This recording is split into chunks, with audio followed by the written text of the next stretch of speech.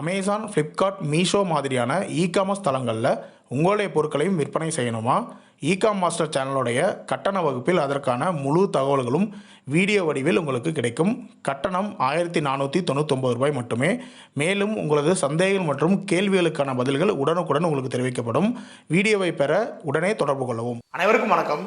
இகாமர்ஸோட இந்த வீடியோவில் நம்ம எதை பற்றி பார்க்க போகிறோம் அப்படின்னா, அமேசான், ஃப்ளிப்கார்ட், மீஷோ மாதிரியான தளங்களில் பொருட்களை விற்கும்போது நமக்கு ஒரு ஆர்டர் வரும். அந்த ஆர்டரை ஷெடியூல் பண்ணி லேபிள்லாம் எடுத்து பேக் பண்ணி ஒட்டி ரெடியாக வச்சுருந்துருப்போம். அதை எடுத்துகிட்டு போகிறதுக்கு கொரியர்லேருந்து ஆளுங்க வரமாட்டாங்க. அந்த மாதிரி பிக்கப்புக்கு வரல அப்படின்னா நம்ம என்ன பண்ணுறது அப்படிங்கிறத பற்றி தான் டீட்டெயிலாக இந்த வீடியோவில் நம்ம பார்க்க போகிறோம். ஃபஸ்ட்டு பிக்கப் எடுக்கிறதுக்கு ஏன் வரமாட்டேங்கிறாங்க, அதுக்கு என்ன ரீசன் அப்படிங்கிறத ஃபஸ்ட் நம்ம தெரிஞ்சுக்குவோம். வழக்கமாக அமேசான், ஃப்ளிப்கார்ட், மீஷோ இந்த 3 பிளாட்ஃபார்மாக தான் நம்ம ரெகுலராக சேல் பண்ணிகிட்ருப்போம். இதில் அமேசான் பார்த்தீங்கன்னா அமேசான் டிரான்ஸ்போர்ட் சர்வீசஸ்னு ஓன் கொரியர் வச்சுருக்குறாங்க. ஃப்ளிப்கார்ட் பார்த்தீங்கன்னா ஈகார்ட் லாஜிஸ்டிக்ஸ்னு சொல்லி ஓன் கொரியர் வச்சுருக்குறாங்க. மீஷோவில் மட்டும்தான் delivery, ecom Express, Shadowfax, Xpressbees இந்த மாதிரி தேர்ட் பார்ட்டி கொரியரை ஹையர் பண்ணி என்ன பண்ணுறாங்க அப்படின்னா நம்மளுடைய பிக்கப்ஸையும் டெலிவரியும் பண்ணிகிட்டு இருக்கிறாங்க. இதில் அமேசானும் ஃப்ளிப்கார்ட்டும் மோஸ்ட்லி 98% பார்த்தீங்கன்னா அவங்களுடைய பிக்கப்பை கரெக்டாக எடுத்துகிட்டு போயிடுறாங்க. ஏன் அப்படின்னா அவங்க அதை ஒரு பார்சலாக பார்க்க மாட்டாங்க, அதை ஒரு ஆர்டராக பார்ப்பாங்க. ஒரு ஆர்டர் அப்படின்னா அந்த ஆர்டருடைய வேல்யூ 500 இருக்கலாம், 1000 ரூபா இருக்கலாம், 2000 ரூபா இருக்கலாம். ஸோ அதுலேருந்து அவங்களுக்கு கிடைக்கக்கூடிய கமிஷனை அவங்க பார்ப்பாங்க. இதுவே மீஷோ மாதிரியான கம்பெனிஸ் பார்த்தீங்கன்னா தேர்ட் பார்ட்டி லாஜிஸ்டிக்ஸ் யூஸ் பண்ணுறாங்க. இந்த தேர்ட் பார்ட்டி லாஜிஸ்டிக்ஸ் இதை ஒரு பார்சலாக தான் பார்ப்பாங்க. ஒரு பிக்கப்புக்கு பார்த்தீங்கன்னா மிஞ்சி போனால் ஒரு 5 ரூபாலேருந்து 10 ரூபா வரைக்கும் தான் கிடைக்கும். ஒரு டெலிவரி பண்ணால் தான் அந்த கொரியர் கம்பெனிஸ்க்கு ஒரு 40 ரூபா 50 ரூபா அந்த மாதிரி கொடுப்பாங்க. மீஷோலேருந்து பிக்கப்புக்குன்னு பார்த்தீங்கன்னா ஒரு 5 ரூபா தான் கிடைக்கும். அப்போது அவங்க என்ன பண்ணுவாங்கன்னா இந்த பார்சலுடைய வேல்யூவை 5 ரூபாயை தான் பார்ப்பாங்க. இதுவே அமேசான், ஃப்ளிப்கார்ட்டில் பார்த்தீங்கன்னா அதோடைய டோட்டல் வேல்யூ 2000 ரூபா அப்படின்னா இது 2000 ரூபா மதிப்புள்ள பார்சல் அப்படி பார்ப்பாங்க. அது மட்டும் இல்லாமல் அமேசான், ஃப்ளிப்கார்ட்லாம் பார்த்தீங்கன்னா லோ லெவலில் டிஏ, அதுக்கப்புறம் சூப்பர்வைசர், அதுக்கப்புறம் டிஎல், இந்த மாதிரி நிறைய மேனேஜர், நிறைய போஸ்டிங் இருக்குது. இவங்க என்ன பண்ணுவாங்க அப்படின்னா ஒருத்தரும் இந்த கொரியரோடைய பிக்கப் பண்ணி டெலிவரியை மானிட்டைஸ் பண்ணிகிட்டே இருப்பாங்க. ஸோ அவங்க ஏதாவது ஒன்று மிஸ் ஆகிருந்துச்சு அப்படின்னா உடனே அந்த பர்டிகுலர் ஸ்டேஷனுக்கு கால் பண்ணி நீங்கள் ஏன் எடுக்காமல் இருக்கிறீங்க, இந்த பிக்கப்பை போய் எடுத்துகிட்டு வாங்க, ஸ்டார்ட் டைம் முடிய போகுது அப்படின்னு ரிமைண்ட் பண்ணிகிட்டே இருப்பாங்க. அதனால் இதில் கரெக்டாக நடந்துடும்.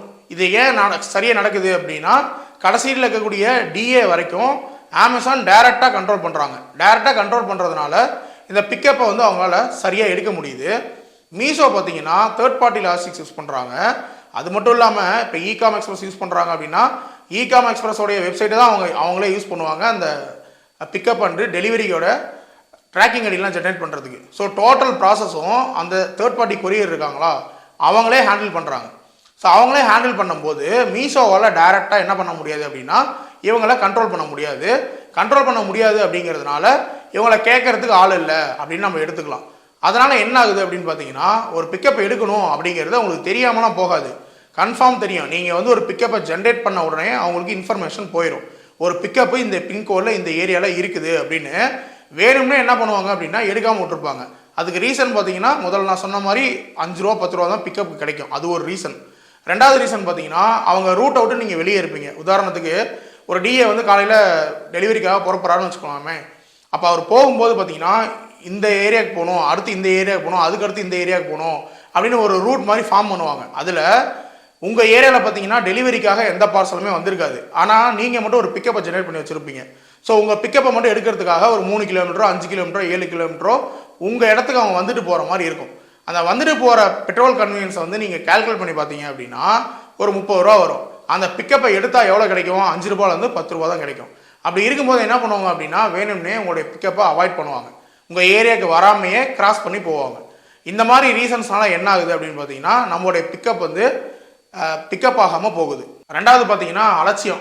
இதை எடுத்தால் என்ன, எடுக்கலன்னா என்ன, யாரும் கேட்க போகிறதில்ல. ஏன் பிக்கப் எடுக்கலை அப்படின்னு யாரும் கேட்க போகிறதில்ல. அதனால அலட்சியமாக என்ன பண்ணுவாங்க அப்படின்னா சில பேர் வேணும்னே கூட விட்டுட்டு போவாங்க.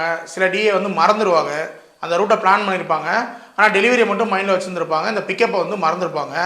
சில ஏரியாவில் பார்த்தீங்கன்னா புதுசாக வருது பார்த்தீங்களா, நீங்கள் புது சிலராக சேர்ந்துருப்பீங்க. புதுசாக நீங்கள் ஒரு பிக்கப்பை ஜென்ரேட் பண்ணியிருப்பீங்க, நீங்கள் யாருன்னே தெரியாது. சம்டைம் உங்களுடைய ஃபோன் கூட சுவிச் ஆஃபில் இருந்திருக்கலாம். கால் பண்ணி பார்ப்பாங்க, ஃபோன் சுவிச் ஆஃபில் இருக்கும்.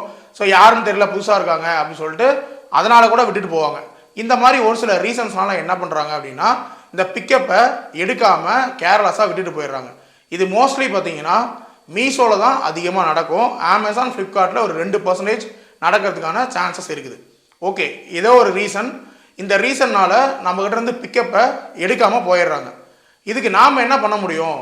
நாம் எப்படி நம்மளுடைய பிக்கப்பை கரெக்டாக கொடுக்கறது? எடுக்கலை, அந்த பிக்கப்பை ஒருத்தங்க எடுத்துகிட்டு போகலை அப்படின்னா நமக்கு என்ன நஷ்டம் அப்படிங்கிறத பற்றி பார்ப்போம். ஃபஸ்ட்டு அமேசான், ஃப்ளிப்கார்ட், மீஷோ இது 3ல் அமேசானில் மட்டும்தான் கஸ்டமர் சப்போர்ட்னு ஒன்று இருக்குது. அதுவும் தமிழில் இருக்குது. ஃப்ளிப்கார்ட்லேயும் கஸ்டமர் சப்போர்ட் இருக்குது. மோஸ்ட்லி அவங்க ஹிந்தி அண்ட் இங்கிலீஷில் தான் பேசுகிறாங்க. அமேசானில் மட்டும்தான் நீங்கள் உடனே கால் ரெக்வஸ்ட் கொடுத்தீங்கன்னா உடனே கால் பண்ணுவாங்க, தமிழில் பேசுவாங்க. அப்போ நீங்கள் அமேசானில் என்ன பண்ணலாம் அப்படின்னா, என்னுடைய பிக்கப் எடுக்கிறதுக்கு ஆள் வரல, என்னுடைய ஷெடியூலிங் டைம் முடிய போகுது அப்படின்னோ இல்லை முடிஞ்சிருச்சுனோ நீங்கள் என்ன பண்ணலாம், கால் பண்ணி சொல்லலாம். இப்படி கால் பண்ணி சொல்கிறதுனால உங்கள் பிரச்சனை தீந்துருமா அப்படின்னு கேட்டால் கண்டிப்பாக தீராது. ஏன்னா உங்களுக்கு ஒரு பிக்கப் வருது பார்த்தீங்களா, அந்த பிக்கப்பு அந்த ஸ்டேஷனுக்கு தெரியாமலாம் இருக்காது. தெரியாமல் இருக்க சான்ஸே கிடையாது. நீங்கள் பிக்கப் ஜென்ரேட் பண்ணோன்னே உங்களுக்கு தெரிஞ்சிடும். வேணும்னு தான் எடுக்காமல் இருப்பாங்க. இப்போ நீங்கள் கம்ப்ளைண்ட் ரைஸ் பண்ணீங்க அப்படின்னா அமேசானுடைய ஆஃபீஸ் என்ன பண்ணுவாங்க அப்படின்னா, அந்த பர்டிகுலர் ஸ்டேஷனுக்கு ஒரு மெயில் போடுவாங்க. இந்த மாதிரி நீங்கள் ஒரு பிக்கப்பை எடுக்காமல் விட்டுட்டீங்க, ஏன் எடுக்கலன்னு மெயில் போடுவாங்க. இவங்க இந்த ஆஃபீஸில் இருக்கவங்களுக்கு தெரியாமல் அது நடந்துருந்துச்சு அப்படின்னா ஏதோ ஒரு காரணத்தை சொல்லுவாங்க. இந்த மாதிரி நாங்கள் பார்க்கல அப்படின்னு. இவங்க பார்க்கலன்னு சொல்கிறதுக்கு வாய்ப்பே இல்லை. ஏன்னா நீங்கள் பிக்கப் ஜென்ரேட் பண்ணால் அவங்களுக்கு உடனே நோட்டிஃபிகேஷன் வந்துடும். அவங்க ஈவினிங் லாக் அவுட் பண்ணி அவங்களுடைய ஆஃபீஸை க்ளோஸ் பண்ணுறதுக்கு முன்னாடி இருக்கக்கூடிய டெலிவரி அண்ட் பிக்கப் எல்லாத்தையும் க்ளோஸ் பண்ணிட்டு தான் அவங்க வெளியே போக முடியும். அப்போது தாராளமாக அவங்களுக்கு தெரிஞ்சிடும் இங்கே ஒரு பிக்கப் இருக்குது அப்படின்னு. அப்போ அவங்க தெரிஞ்சே எடுக்காமல் வந்திருக்காங்க அப்படின்னா வேணும்னே எடுக்காமல் வந்திருக்காங்க அப்படின்னு தான் நீங்கள் புரிஞ்சுக்கணும். அதுக்கு ரீசன் நான் சொன்ன ரீசனில் எது வேணால் இருக்கலாம். அப்போது அமேசான் ஒரு மெயில் வருது, அந்த மெயிலுக்கு மட்டும் அவங்க எப்படி சரியாக ரிப்ளை பண்ணிடுவாங்க அப்படின்னு நினைக்கிறீங்க? என்ன பண்ணுவாங்க அப்படின்னா, ஏதோ ஒரு ரீசன், இந்த மாதிரி அங்கே போக முடியல, அங்கே கொரோனா இருக்குது, அங்கே வெள்ளம் வந்துருச்சு, அங்கே தண்ணி இருக்குது, மழை பெஞ்சிருக்கு, கரண்ட் இல்லை, ஏதோ ஒரு ரீசனை போட்டு என்ன பண்ணிடுவாங்க அப்படின்னா, இந்த ரீசனால் நான் எடுக்கலை அப்படின்னு சொல்லி போட்டு விட்ருவாங்க. அதையும் மேலே இருக்கவங்க அக்செப்ட் பண்ணிப்பாங்க. ஸோ இதனால் உங்களுக்கு ஏதாவது நடக்குமா, உங்கள் பிக்கப் ஏதாவது டன் ஆகுமா அப்படின்னு கேட்டால் ஆக வாய்ப்பு இல்லை.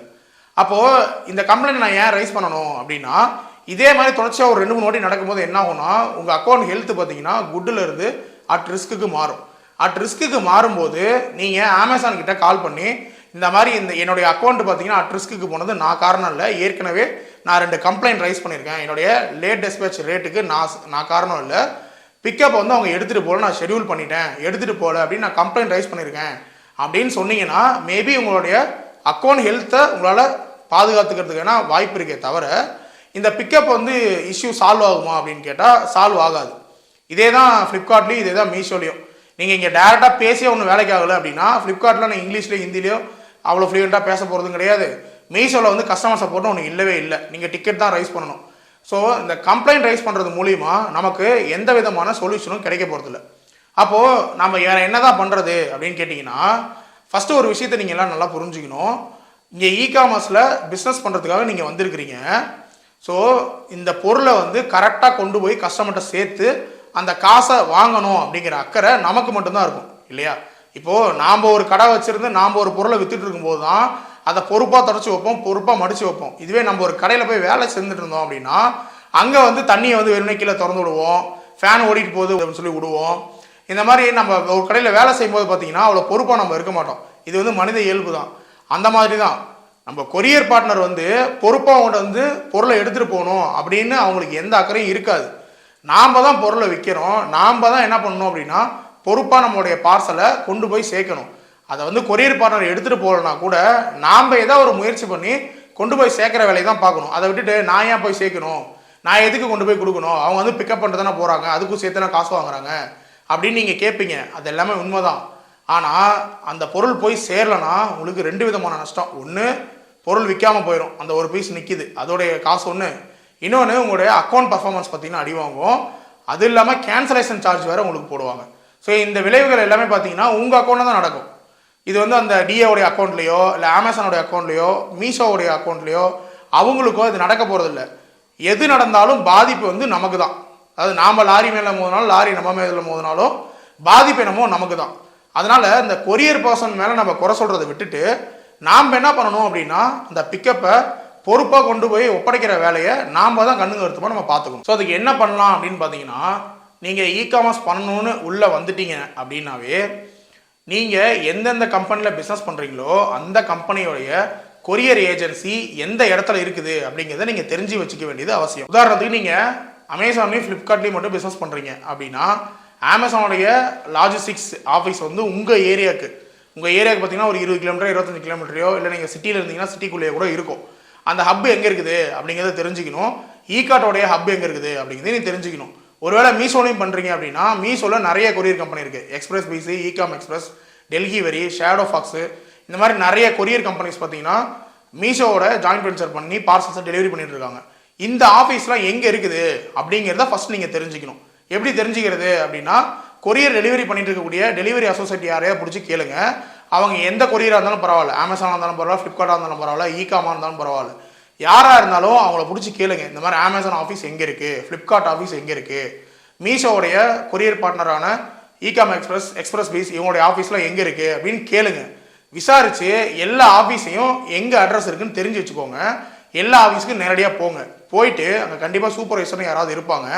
அவங்கக்கிட்ட சொல்லுங்கள், நான் அந்த மாதிரி புதுசாக வெண்டராக ஜாயின் பண்ணியிருக்கேன், புதுசாக செல்லராக ஜாயின் பண்ணியிருக்கேன், நான் இந்த ஏரியாலேருந்து வரேன், இந்த பின்கோட்லேருந்து வரேன், எனக்கு பிக்கப்ஸ் வந்து ரெகுலராக வரும், நான் இனிமேல் ரெகுலராக வந்து ப்ராடக்ட்ஸை செல் பண்ண போகிறேன். ஸோ என்கிட்ட வந்து ரெகுலராக பிக்கப் வந்து ஷெடியூல் ஆகும். நான் ஷெடியூல் ஆகும்போது உங்களுக்கு இன்ஃபார்ம் பண்ணுறேன். எனக்கு மறக்காமல் அந்த டைம் ஸ்லாட்குள்ளே வந்து எடுத்துகிட்டு போயிருங்க அப்படின்னு ஒரு கொரியர் கம்பெனிலையும் போய் ஒரு சூப்பர்வைசரோட நம்பரையும் வாங்கிக்கிட்டு அவங்ககிட்ட இந்த மாதிரி சொல்லிட்டு வாங்க. வந்ததுக்கப்புறம் நீங்கள் ஷெடியூல் பண்ணிட்டீங்க அப்படின்னா அவங்களுக்கு கால் பண்ணி இன்ஃபார்ம் பண்ணணும். அதே மாதிரி இந்த ஷெடியூலிங்கில் முக்கியமான விஷயம், கண்ட நேரத்தில் நீங்கள் ஷெடியூல் பண்ணுவீங்க. கண்ட நேரத்தில் ஷெடியூல் பண்ணீங்க அப்படின்னா ஒரு பார்சல் பார்த்தீங்கன்னா நாளைக்கு டேட்டில் விழுவோம், இன்னொரு பார்சல் நாலாயிரத்து டேட்டில் விழுவோம்.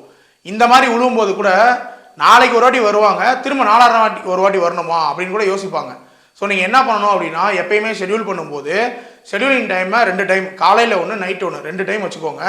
நான் ப்ரிஃபர் பண்ணுற டைம் பார்த்தீங்கன்னா நைட்டு 9 மணிக்கு ஒரு வாட்டி ஷெடியூல் பண்ணுங்கள், காலையில் ஒரு 6 மணிக்கு ஒரு வாட்டி ஷெடியூல் பண்ணுங்கள். நைட்டு 9 மணிக்கு ஷெடியூல் பண்ணிங்கன்னா என்ன ஆகும் அப்படின்னு பார்த்தீங்கன்னா காலைல 6 மணிக்கு ஒரு வாட்டி பண்ணிடுவீங்களா, 6 மணிக்கு மேலே நைட்டு 9 மணி வரைக்கும் வரக்கூடிய எல்லா ஆர்டர்ஸையும் நைட்டு 9 மணிக்கு நீங்கள் பண்ணீங்க அப்படின்னா அடுத்த நாள் ஸ்லாட் டைம் உங்களுக்கு கிடச்சிரும். ஸோ அடுத்த நாளே வந்து பிக்கப் எடுக்கிற மாதிரி உங்களுக்கு அந்த டேட் வந்து ஃபிக்ஸ் ஆயிடும். அதே மாதிரி மார்னிங் 6 o'clock முன்னாடி ஷெடியூல் பண்ணிங்கன்னா என்ன ஆகும் அப்படின்னா அன்னைத்த டேட்டே வந்து உங்களுக்கு ஷெடியூலிங்கில் கிடைக்கிறதுக்கான வாய்ப்புகள் அதிகமாக இருக்குது. அப்போது நேற்று நைட்டு வந்த ஆர்டர்ஸு இன்றைக்கி காலைல வந்தது எல்லாத்தையுமே நீங்கள் ஒரே நாளில் அனுப்புறதுக்கான அந்த வாய்ப்பு வந்து உங்களுக்கு கிடைக்கும். அப்போ நீங்கள் என்ன பண்ணலாம் அப்படின்னா காலையில் பிக்கப் பண்ணிங்க ஷெடியூல் பண்ணி வச்சுட்டு ஒரு 7 மணி இல்லைனா ஒரு 8 மணி வாக்கில் எந்தெந்த கம்பெனிக்கு ஆர்டர் வந்துருக்குதோ ecom எக்ஸ்பிரஸோ டெல்லி வெரியோ மீஷோலோ அதுவே மென்ஷன் பண்ணியிருப்பாங்க. ஸோ யார் யாருக்கெல்லாம் நீங்கள் ஷெடியூல் பண்ணி வச்சுருக்கிறீங்களோ அவங்களுக்கு எல்லாத்துக்கும் ஒரு ஃபோனை போடுங்க. முக்கியமாக சூப்பர்வைசருக்கு போடுங்க. டிஏக்கு போகிறத விட சூப்பர்வைசருக்கு போட்டு சொல்லுங்கள், இந்த மாதிரி நான் ஒரு ஆர்டரை வந்து ஷெடியூல் பண்ணி வச்சுருக்கிறேன், இன்னத்த டேட் வந்திருக்கு, ஸோ நீங்கள் வந்து மறக்காமல் எடுத்துகிட்டு போக சொல்லுங்கள் அப்படின்னு வந்து சூப்பர்வைசர் ஒரு வாட்டி சொல்லுங்கள். ஒரு 10 மணி வாக்கில் டிஏக்கும் ஒரு வாட்டி சொல்லுங்கள். சொல்லிட்டீங்க அப்படின்னா அவங்க காலையில் அவங்களுடைய ரூட்டுக்கு பிளான் பண்ணும்போதே உங்கள் பிக்கப்புக்கு ஏற்ற மாதிரி என்ன பண்ணிடுவாங்கன்னா அவங்க ரூட்டை பிளான் பண்ணி வந்துடுவாங்க. மதியானம் பாருங்கள், ஒரு 1 மணி 2 மணி வாக்கில் பாருங்கள், டிஏக்கு காலையில் 10 மணிக்கு ஃபோன் பண்ணும்போதே எந்த டைமுக்கு வருவீங்க அப்படின்னு கேளுங்க. அவங்க ஒரு டைம் சொல்லுவாங்க, அப்ராக்சிமேட்டாக 1 மணி 2 மணி 3 மணின்னு சொல்லுவாங்க. அவங்க சொன்ன டைமை விட ஒரு 1 hour வரைக்கும் எக்ஸ்ட்ரா வெயிட் பண்ணுங்கள். 3 மணி சொன்னாங்கன்னா 5 மணி வரைக்கும் வெயிட் பண்ணுங்கள். வெயிட் பண்ணிவிட்டு 5 மணிக்கும் வரலன்னா இன்னொரு வாட்டி கால் பண்ணுங்கள். இந்த மாதிரி நீங்கள் வரேன்னு சொல்லியிருந்தீங்க 3 மணிக்கு, இன்னும் வரல, 5 மணி ஆயிடுச்சு, வந்து எடுத்துகிட்டு போங்கன்னு சொல்லுங்கள். அவங்களால எடுத்துகிட்டு போக முடியாது, இல்லை நான் வந்துட்டேன் மறந்துட்டேன் அப்படின்னு ஏதோ ஒரு ரீசன் சொல்லிடுறாங்கன்னு வைங்க, வர முடியலன்னு ஏதோ சொல்லிடுறாங்க அப்படின்னா சரி நானே கொண்டு போய் ஆஃபீஸில் கொடுத்துட்றேன், நீங்கள் நாளையிலேருந்து கரெக்டாக எடுத்துகிட்டு போயிருங்க அப்படின்னு சொல்லி அவங்களுக்கு ஒரு ரிலாக்ஸேஷன் கொடுத்துட்டு நீங்கள் ஆஃபீஸில் கொண்டு போய் கொடுங்க. தூரம் அதிகமாக இருந்தாலும் கொண்டு போய் கொடுங்க, வேறு வழி இல்லை. ஏன்னா பொருளை வித்தாகணும் அப்படிங்கிறது நம்மளோட கட்டாயம், நமக்கு தான் அது ரொம்ப அவசியம். ஸோ நீங்கள் காசு செலவு பண்ணி போய் அவங்க கொடுத்துட்டு வர்றது ரொம்ப இம்பார்ட்டன்ட். இப்போ நான்லாம் என்ன பண்ணுவேன் அப்படின்னா 15 கிலோமீட்டர் தள்ளி தான் பார்த்தீங்கன்னா எனக்கு ஹப் இருக்குது. அமேசான் ஹப்பும் சரி, ஃப்ளிப்கார்ட் ஹப்பும் சரி 15 கிலோமீட்டர் தள்ளி தான் இருக்குது. நான் இந்த மாதிரி பார்சல் மிஸ் ஆனாலோ எடுக்க வரலனாலும் நான் என்ன பண்ணிடுவேன் அப்படின்னா பஸ்ஸில் கொடுத்து விட்ருவேன். பஸ்ஸு பார்த்தீங்கன்னா இங்கே வந்து ஃப்ரீக்வெண்ட்டாக பஸ் இருக்கும். பஸ்ஸில் கொடுத்து விட்டுட்டு ஏதாவது ஒரு தெரிஞ்ச பஸ்ஸில் நான் கொடுத்து விட்டுட்டு இந்த டிஏக்கு கால் பண்ணி சொல்லுவேன், இந்த பஸ்ஸில் கொடுத்துருக்கேன், நீங்கள் கொரியரை மிஸ் பண்ணிட்டு போயிட்டீங்க, பஸ்ஸுக்கெலாம் நான் பே பண்ணிட்டேன், நீங்கள் கொரியரை மட்டும் வாங்கி ஆஃபீஸில் கொடுத்துருங்க அப்படின்னு சொன்னால் அவங்க வாங்கி கொடுத்துருவாங்க. நீங்கள் அந்த பஸ்ஸில் கொடுக்குறீங்க பார்த்தீங்களா, அதுக்கு 30 ரூபா 40 ரூபா கேட்பாங்க, வேறு வழியில் நம்ம கொடுத்து தான் ஆகணும். ஸோ இந்த மாதிரிலாம் நான் ஏன் ஸ்பெண்ட் பண்ணணும், நான் ஏன் காசு ஸ்பெண்ட் பண்ணணும், நான் ஏன் பஸ்லாம் கொடுத்துடணும் அப்படின்னு நீங்கள் கேட்டிங்க அப்படின்னா உங்களுடைய பிக்கப் வந்து பிக்கப் ஆகாமல் இங்கே தான் இருக்கும், வேறு வழியே கிடையாது. இந்த மாதிரி நீங்கள் பண்ணுறதுக்கு தயாராக இருக்கணும். இதுவும் இகாமர்ஸோடைய ஒரு பகுதி. ஸோ நீங்கள் இகாமர்ஸில் பொருளை விற்கணும் அப்படின்னா, நல்லா லாபம் சம்பாதிக்கணும் அப்படின்னா இந்த மாதிரி விஷயங்கள்லாம் பண்ண நீங்கள் தயாராக இருக்கணும். அடுத்தது டெலிவரி அசோசியேட் கூட எப்பயுமே ஒரு ஃப்ரெண்ட்ஷிப்பான ஒரு ரிலேஷன்ஷிப் வந்து மெயின்டைன் பண்ணிக்கோங்க. சில ஏரியாலாம் பார்த்தீங்கன்னா பிக்கப்புக்கு வரமாட்டாங்க. அதாவது அவங்களுடைய லொக்கேஷனை விட்டு நீங்கள் ஒரு 2-3 கிலோமீட்டர் தள்ளி இருப்பீங்க, உங்களுக்காக வந்து தான் அவங்க எடுத்துகிட்டு போகணும். அந்த மாதிரி என்னது பார்த்தீங்கன்னா ecom எக்ஸ்பிரஸ் பார்த்தீங்கன்னா ரொம்ப தள்ளி இருக்குது. ஸோ அதுலேருந்து வரும்போது நான் என்ன பண்ணிடுவேன் அப்படின்னா, எக்ஸஸாக 20 ரூபாவோ இல்லை 30 ரூபாவோ 50 ரூபாவோ, பார்சல் வந்து ஒரு 10 பார்சல் வருது அப்படின்னா அவங்களுக்கு எக்ஸஸாக ஒரு 30 ரூபாயோ இல்லை 50 ரூபாயோ கொடுத்தோன்னு வச்சுக்கோங்களேன், அது அவங்களுடைய பெட்ரோல் அலவன்ஸுக்கு யூஸ் ஆகும். ஸோ உங்களை மிஸ் பண்ணாமல் வந்து எடுத்துகிட்டு போவாங்க. ரெண்டாவது என்ன பண்ணலாம் அப்படின்னா, ஒரு மாதம் ஒரு வாட்டியோ இல்லை 15 நாளைக்கு ஒரு வாட்டியோ அவங்களுக்கு ஏதாவது ஒரு கிஃப்ட் மாதிரியோ இல்லை ஏதோ ஒரு ஜூஸோ இல்லை வேறு ஏதோ ஒரு காம்பன்சேஷன் ஏதோ ஒன்று கொடுங்க. கொடுத்தீங்க அப்படின்னா மேபி வந்து உங்கள் கூட அவங்க நல்லா ஃப்ரெண்ட்லியான ரிலேஷன்ஷிப்போட இருக்க வாய்ப்பு இருக்குது. அப்படி இருக்கும்போது உங்களுடைய பிக்கப்ஸை அவங்க மிஸ் பண்ணாமல் எடுத்துகிட்டு போவாங்க. ஸோ இதெல்லாம் தான் பார்த்தீங்கன்னா நம்மளுடைய பிக்கப்பை கரெக்டாக கொண்டு போய் சேர்க்கறதுக்கான வழிமுறைகள். இது வந்து எனக்கு தெரிஞ்சது. சரிங்களா? உங்களுக்கு ஏதாவது தெரிஞ்சதுன்னா கூட சொல்லுங்கள், அதையும் நம்ம இன்னொரு வீடியோவில் சொல்லுவோம். எனக்கு தெரிஞ்ச வரைக்கும் இதை தான் நான் ஃபாலோ பண்ணிகிட்ருக்கேன். இதையே நீங்களும் ஃபாலோ பண்ணுங்கள், ஒர்க் அவுட் ஆகும். ஒரு முக்கியமான கொஸ்டின் வந்து நீங்கள் எல்லோரும் கேட்பீங்க, நான் ஏன் போய் அலைஞ்சு தெரிஞ்சு ஆஃபீஸ் ஏன் கண்டுபிடிக்கணும்? ஏன்னா என்கிட்ட ஒருத்தர் அப்படி கேட்டார். வேறு வழி இல்லைங்க, நீங்கள் வந்து டிஏவெல்லாம் பார்க்க முடியல. நான் ஒருத்தர் சொன்னேன், டிஏவை பாருங்கள், யாராவது டெலிவரி பண்ணிகிட்டு இருப்பாங்க, அவங்கள பிடிச்சி கேளுங்க அப்படின்னா, என் கண்ணுக்கு யாரையுமே தெரில அப்படின்னா நீங்கள் வீட்டுக்குள்ளே உட்காந்துட்டு விண்டோவில் பார்த்துருந்தீங்கன்னா யாரும் உங்கள் கண்ணுக்கு தெரிய மாட்டாங்க. வண்டி எடுத்துகிட்டு அலைங்க, வண்டியில் நடந்து போங்க, எப்படியோ ஒன்று போய் கொரியர் ஆஃபீஸை கண்டுபிடிக்க வேண்டியது உங்கள் பொறுப்பு தான், வேறு வழியே கிடையாது. ஸோ இப்போ நான் சொன்ன மாதிரி நீங்கள் சூப்பர்வைசரோட நம்பரு டிஓட நம்பர்லாம் கண்டுபிடிச்சி வாங்கிட்டீங்க அப்படின்னா ஃபஸ்ட் டைம் மட்டும் உங்களுக்கு அந்த பிக்கப் இஷ்யூ இருக்கும். அதுக்கப்புறம் அந்த பிக்கப் இஷ்யூலேருந்து நீங்கள் தப்பிச்சிக்கலாம். இந்த வீடியோ உங்களுக்கு யூஸ்ஃபுல்லாக இருந்திருக்கும் அப்படின்னு நினைக்கிறேன். அடுத்த வீடியோவில் பார்க்கலாம்.